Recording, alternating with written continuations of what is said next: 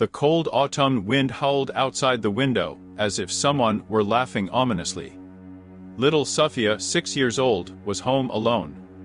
Her parents had gone to the night shift, and she was strictly forbidden to open the door to anyone. But Sophia knew that nothing bad ever happened in her town. Suddenly, there was a knock on the door. Quietly, timidly, but insistently. Sophia went to the peephole and looked out. There stood a clone. His face was whitened and unnaturally large. Bright circles were painted around his eyes and mouth. His painted smile seemed unnaturally wide, almost painful.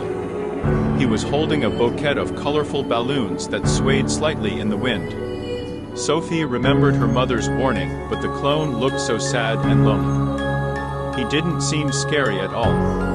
With a slight pang in her heart, Sophia opened the door on the chain. "Hello, little girl," the clone squeaked in an unnaturally high voice that sent shivers down Sophia's spine. "I'm lost. May I use your phone to call home?" Sophia looked at the clone. He really did seem lost and unhappy. She was a kind girl and couldn't refuse help. She removed the chain and slightly opened the door. As soon as the door was open wide enough, the clone squeezed inside. He was much bigger than he seemed before. His painted smile grew even wider, and his eyes sparkled with a strange, eerie gleam. "Thank you, little girl," he hissed, and his high voice disappeared, replaced by a low, hoarse growl. "You're so trusting." He grabbed Sophia's hand, his long, bony fingers squeezing her wrist. The balloons in his hand burst one after another, with loud pops like gunshots. Sophia screamed, but the clone covered her mouth with his huge white glove. He led her to the basement, where it was dark and damp. There in the corner stood an old rusty cage. The clone pushed Sophia inside and slammed the door shut. "This is your new home, little girl," he growled. "I'll come every night and entertain you. You'll be my little toy." Sophie cried and called for help, but no one heard her. The clone sat in front of the cage, his smile growing wider and wider. He pulled a set of knives out of his pocket and began to juggle them, his eyes burning with mad fire.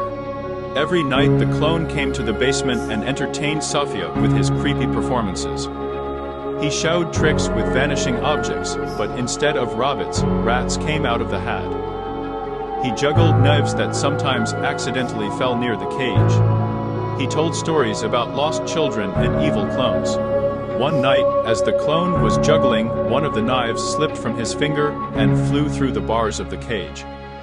It landed right at Sophia's feet. The clone froze and looked at the girl. His smile disappeared. "What are you waiting for?" he hissed. "Take it. Defend yourself." Sophia picked up the knife, her hand trembling. She looked at the clone, at his white face and painted smile. She remembered all his creepy performances, all his scary stories, all the nights she had spent in fear and despair. With a scream, Sophia lunged at the clone with the knife in her hand. No one has seen the clone since. Rumor has it that Sophia escaped from the basement and returned to her parents. But some say that she remained in the basement, and now she herself is waiting for new victims, in clone makeup and with a wide, unnatural smile on her face. And the night wind outside the window still howls ominously, as if someone is laughing evilly.